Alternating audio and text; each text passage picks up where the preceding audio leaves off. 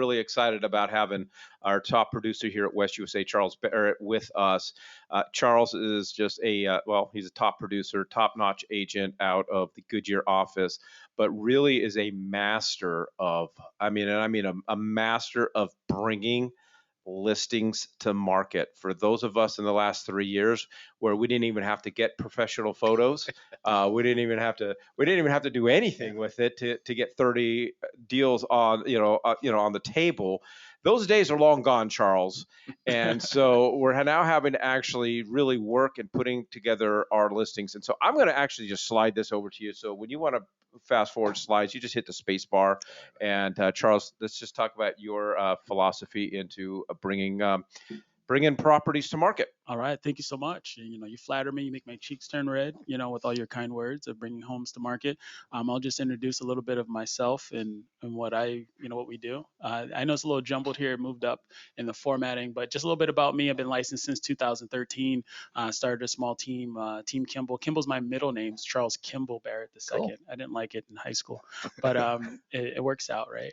And this year I'm just projected to close just a little over 20 million in Is that all? Yeah. So, Good job.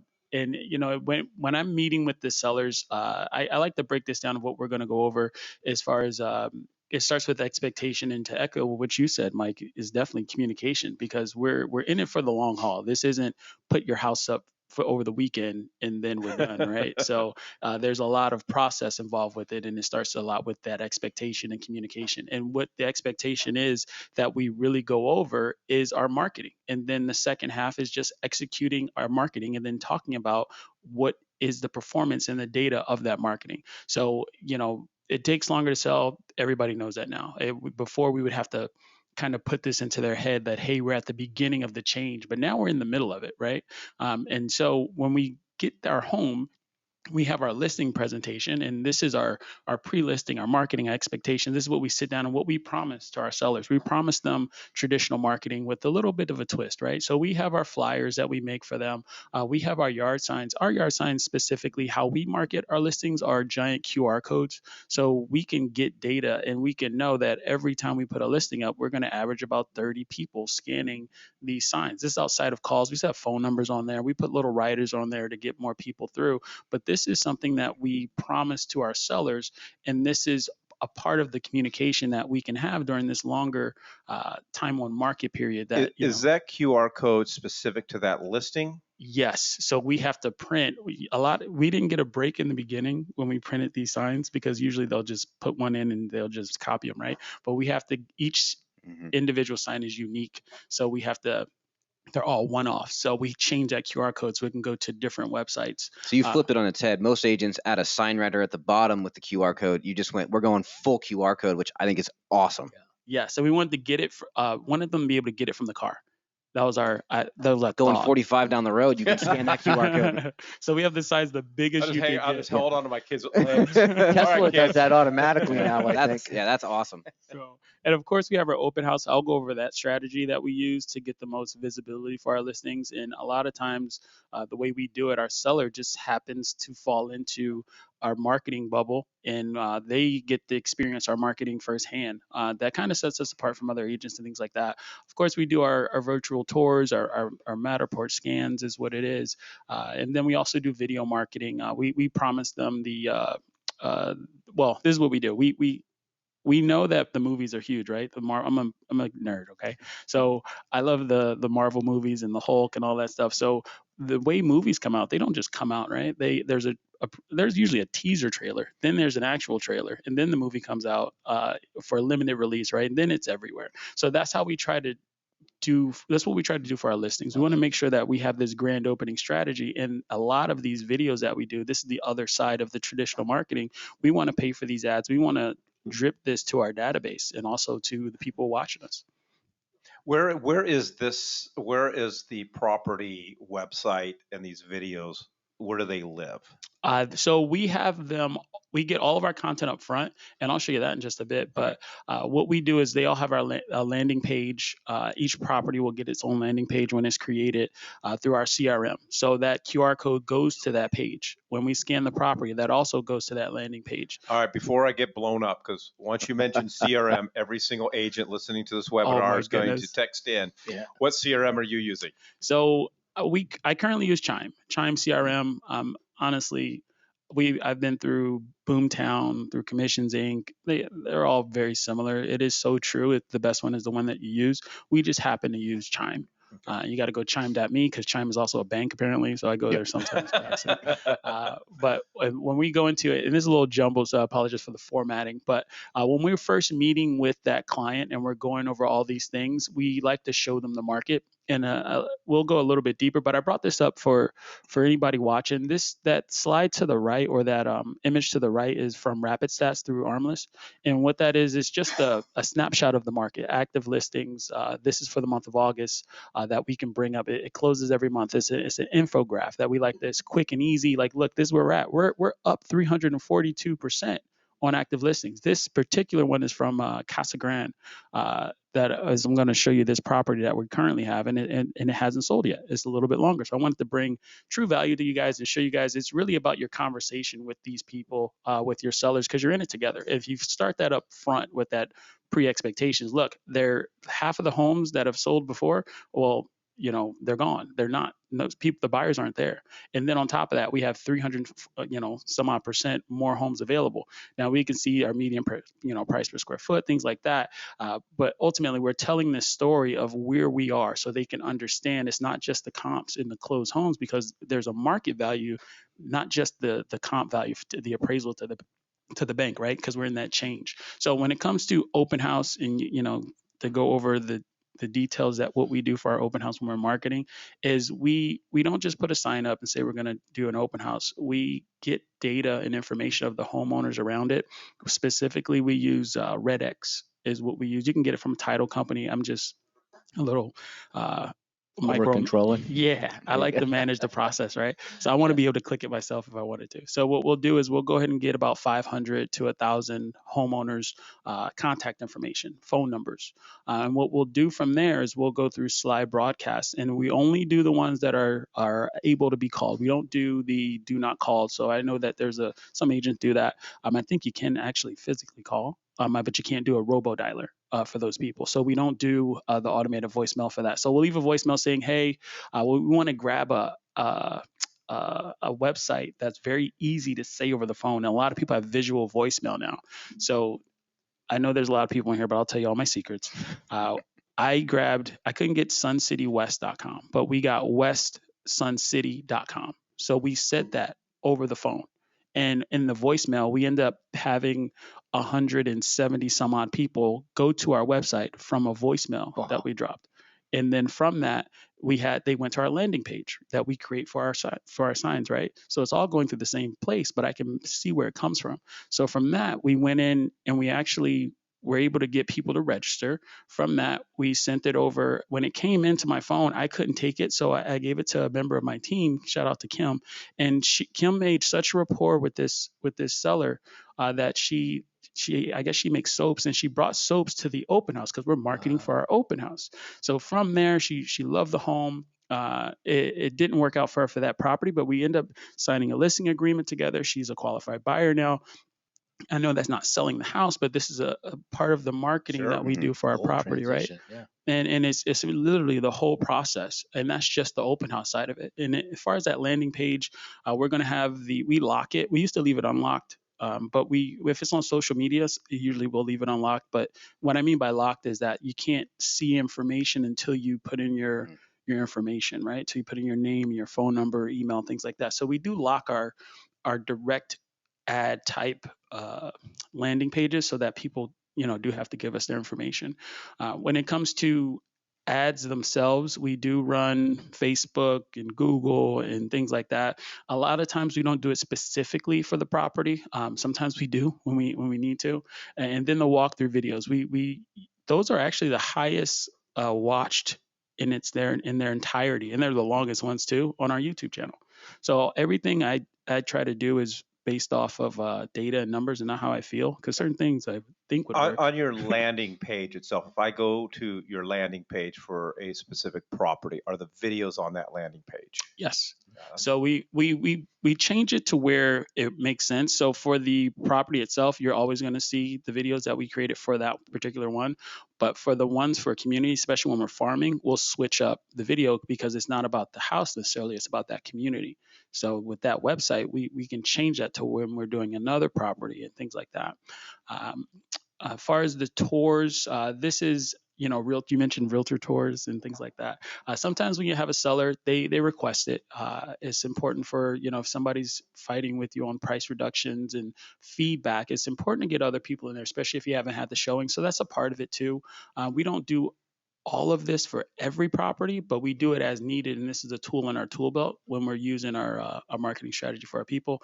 And then the writers, it's very simple. I've never been a fan of writers, but they actually work.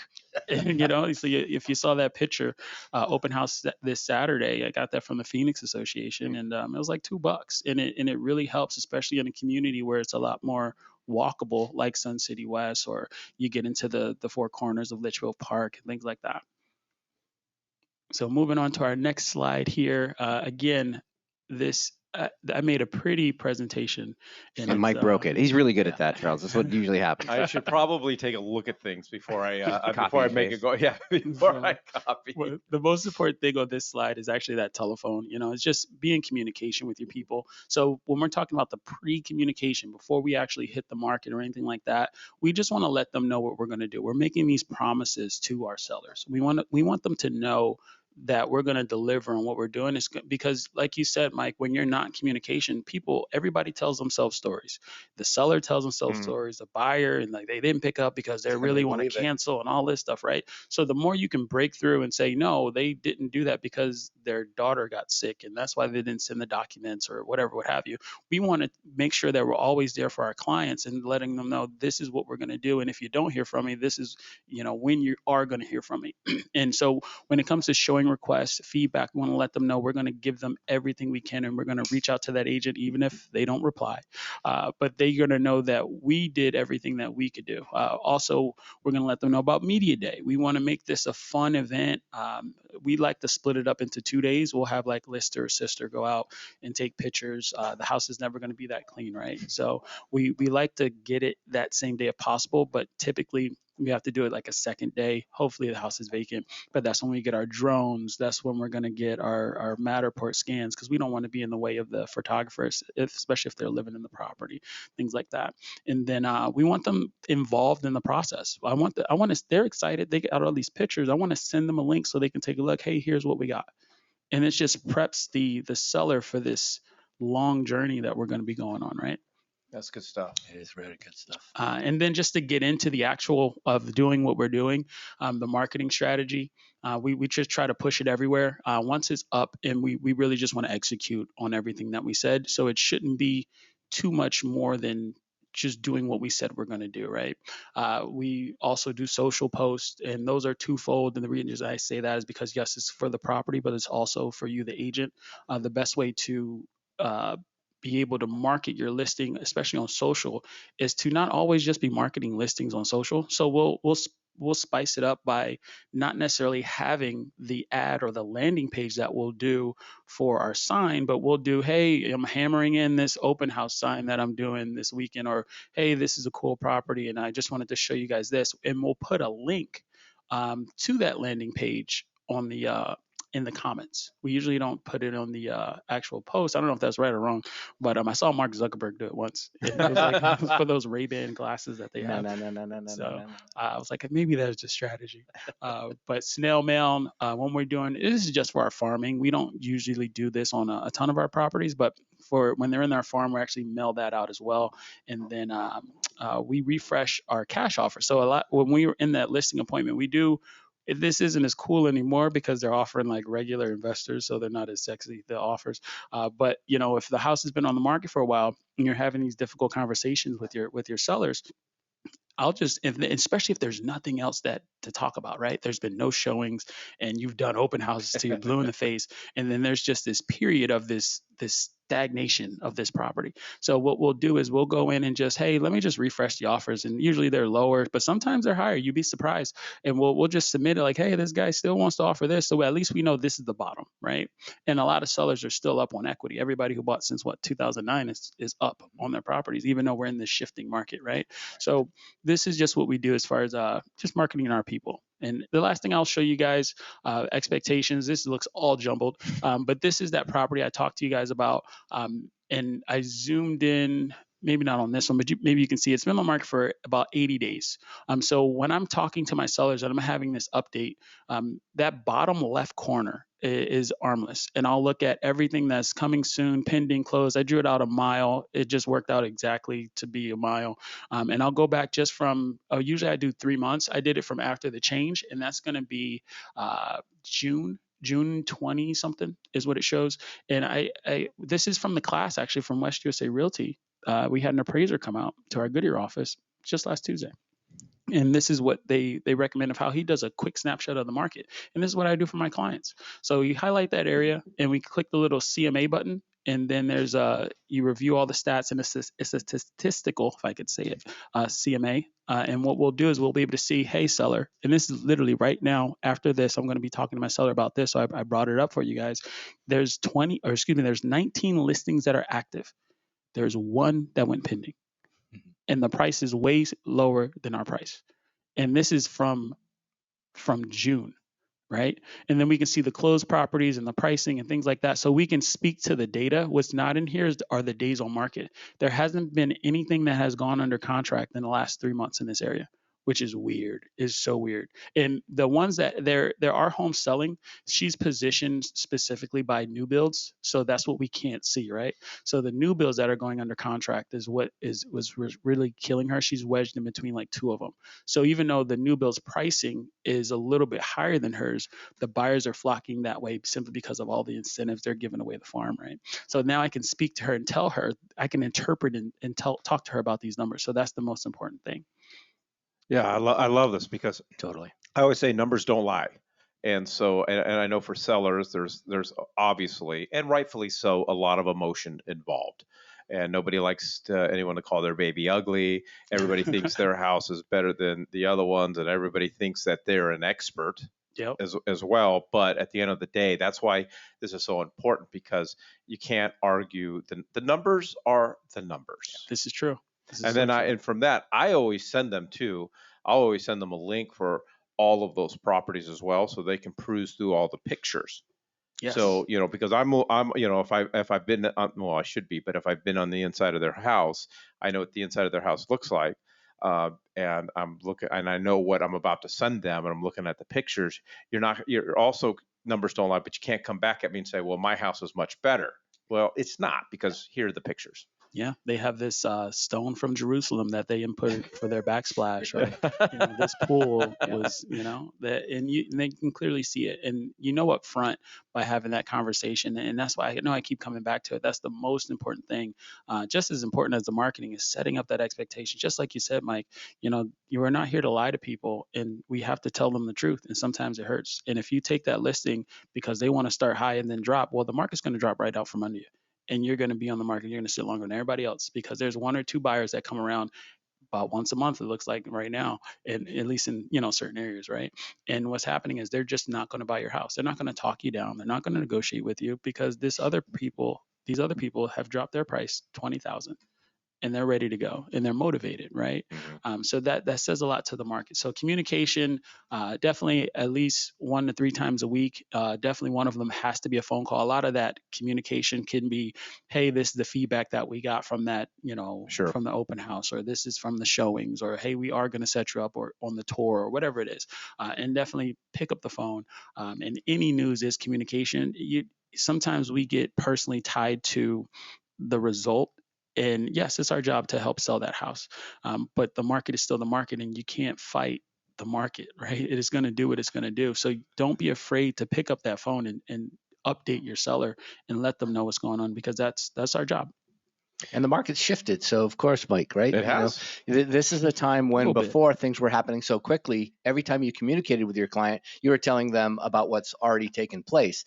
Now, all of a sudden, there's a lull, and you have to have a conversation with them about why nothing's taking place. Yeah. And it's a totally different conversation. However, things like open houses, and I'm really, really excited, Charles, that you brought up the open house thing, because so many practitioners, real estate practitioners today, are no longer doing open houses. In fact, there's sentiment all over the industry that open houses don't work. And it's sad because open houses, if you structure them now, Charles, you were talking about going out and selecting 1,000 homes around that area. Mike, you and I typically are in that 250 property range, 250 properties around. You get the lender to invite them to the open house, and you talk to the 10 people across the street and the 5 on either side of your listing, and you invite them to a special pre-show. You do all these different, those things that we are now not doing are the little things that need to be done to position your seller in this marketplace. Well, and here's the deal. This is what I'm telling, and I'm seeing a lot of success. Agents are having a lot of success with open houses.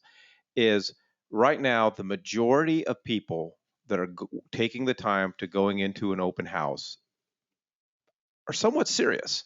They haven't been scared off. There's not as many looky-loos going into open houses right now, unless they're neighbors, because a lot of buyers are scared off because of interest rates, and so they're just flat out, in my opinion, not really going to open houses. So you may not have as many people going through your open house, but I would contend that you have a higher probability of converting one of them into a potential buyer, at least having a deeper conversation to the point where you're collecting names, phone numbers, and email addresses. Definitely.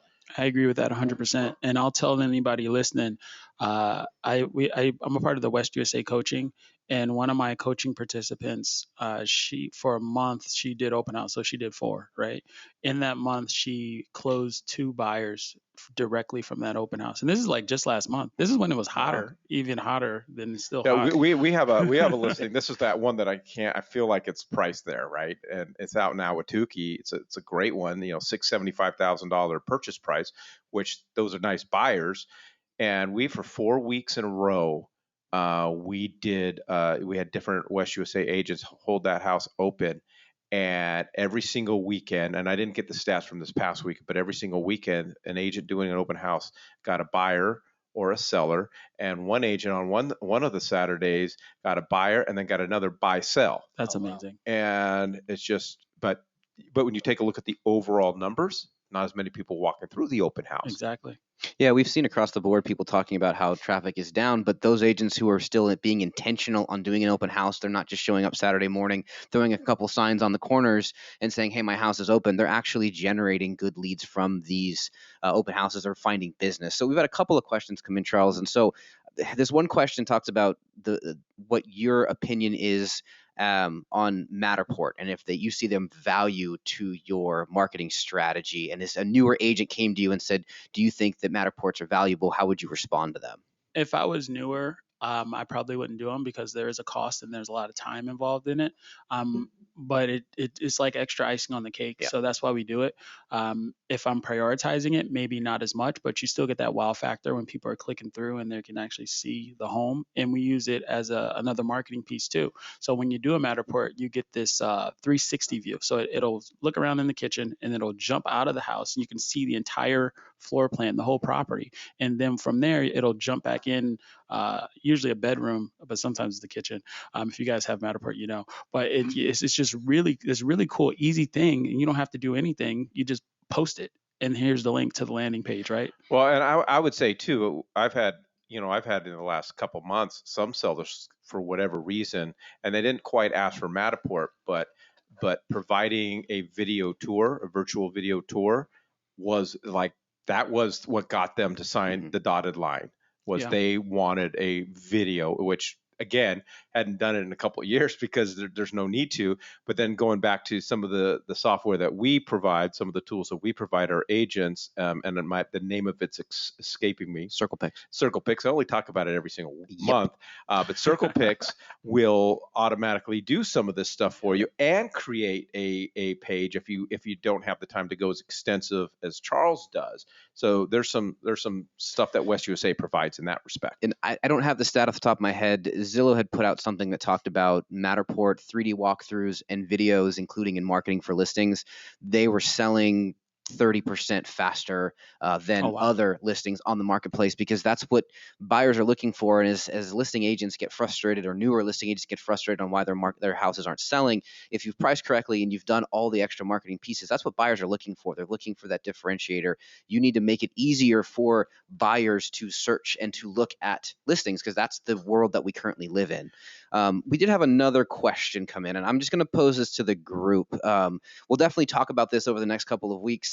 Charles is an amazing listing agent. When we talked about this for this 3-week campaign, we talked about marketing listings. He was the first one that popped up, because even with COVID, Charles still did all of these things with the hot market. And so this question's a little bit off topic, but I still think you guys could all touch on it. So the question is, and I think it's a little more common today than it's been, can you comment on a seller who believes they're not overpriced and tell you that the only way they're going to lower their price is by going FSBO? So I just open that up to the three of you. Well, okay. I mean, I'll start. First of all, FSBO is always an option, but we do have a listing agreement signed. So if you do want to cancel the listing, with me, comes at a cost. It's gonna come. I mean, that's when it really gets bad, and they're ready to cancel it. I mean, because so it's gonna cost you anyways. We're not gonna let sellers off the hook in most cases. But that just goes back to, I guess, really the 3-pack, and just and then to Charles' points, numbers don't lie. I know you think your house is not overpriced, but here is your market. Here is your neighborhood. Here are the stats. Because and where I'm disagreeing with some people is just because a home is not selling doesn't necessarily mean it's overpriced, because there's so much opportunity, and you're going to have to be buyers are a little just more choosy, or choosy. That's but there's a lot more choices, a lot more options, and a lot more room for them to be picky. Yeah. Yeah. One of the things I want to remind everybody is that it's a very fine line between telling someone something and leading them to coming to that realization all by themselves.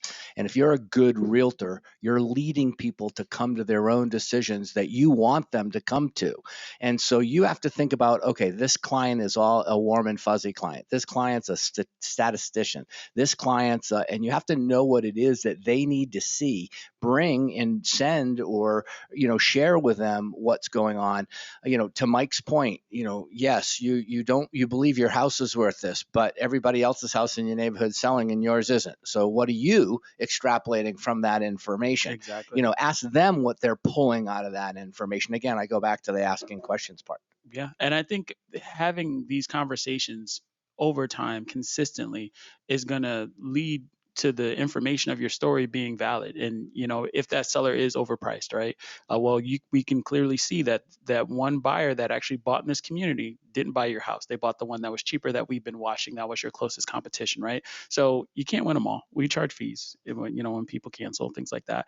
I personally don't want to. I have 2 little kids, and, we're doing property management. There's a lot of things going on. We got a team. I don't want to be married to a seller that is very unreasonable. And if I've done all this stuff, first of all, we're going to know a lot. We'll know up front in that expectation meeting. We just won't take the listing. But ultimately, you're going to know you've done everything you can possibly do for this person, and they're just being unreasonable. So that's what I have for that. I love when you said, we just don't take that listing. Yeah. What about, are you, we're now, I mean, I haven't really thought about it, but are you now, because you are doing Matterport, you're doing a lot of these things, are you charging any upfront retainer fees, or thought about charging upfront retainer fees? Because there is that box. Yeah, we've charged retainer fees for the buyers. Honestly, during the pandemic, when it was just so many buyers, right? That's when we charged, because our time. But I'm became talking about more on the valuable. listing side. On the listing side, we do not. Okay. We do not charge the list, not yet. Yeah, you have to be careful on the retainer. Retainers for research, consultation, and other services is what the document says. And other services, everybody seems to want to throw in an admin fee, a technology fee, and the Department of Real Estate's real clear on this. You can't do that. Any of your costs of sale, you cannot charge a separate line item. You can have an a la carte service, that's different, but you can't charge the consumer additional fees over and above your commission for those costs of sale. So the commissioner was really, really strong on that. But you could, Mike. But we got the box in there on the Well, ER. no, but so wait a minute, I'm going but you to could. charge you an upfront $1,000 for marketing. Yes. And golf. So well, Golf. you were good until you said golf. So the consumer, you can, if they say to you, Charles, I want my property listed in Phoenix Magazine, or I want it in the Robb Report, or I want it in DuPont Registry, or Luxury Magazine, whatever, and that's going to be a 3,001 time shot advertisement. It is acceptable for you to say to the consumer, because you said you want to be in this instrument, that we're going to charge you this retainer fee up front to cover that cost. But again, you have to be very, very careful. My recommendation is, before you do that, contact the broker. All right, Charles, we got about a minute left. Let's, we're kind of throwing you now really last second, but Yes, sir.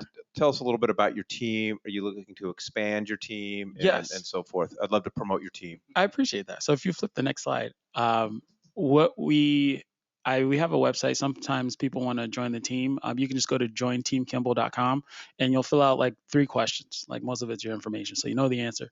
And then we can. And if you sit down and don't, this talk. is the wrong industry for you. Yes. So this is my contact information, my cell phone, my email, things like that. I do want to do a shameless plug outside of the team though. So this Tuesday, which is tomorrow, and Wednesday, if you are part of the Phoenix Association of Realtors, please vote for me. I am running to be one of the members of the board of directors for the Phoenix Association of Realtors. So you will get an email from Phoenix Realtors, and so go ahead and click. Yeah, we need to get that on the Facebook Yeah, pages. send me over. Yeah, we'll talk. Yeah, Nick will promote that. That's awesome stuff. Yeah, so Charles runs a fantastic team. I know last week we talked about the value of being part of a team, and obviously listening to Charles's presentation, for some of you, it makes sense. So if you're interested in, and again, I know clicking on that link and having a conversation with Charles does not obligate you for anything, but you're gonna have a great dialogue, and you're gonna learn why we had Charles on the webinar today. So Charles, thanks for joining us today. Appreciate it.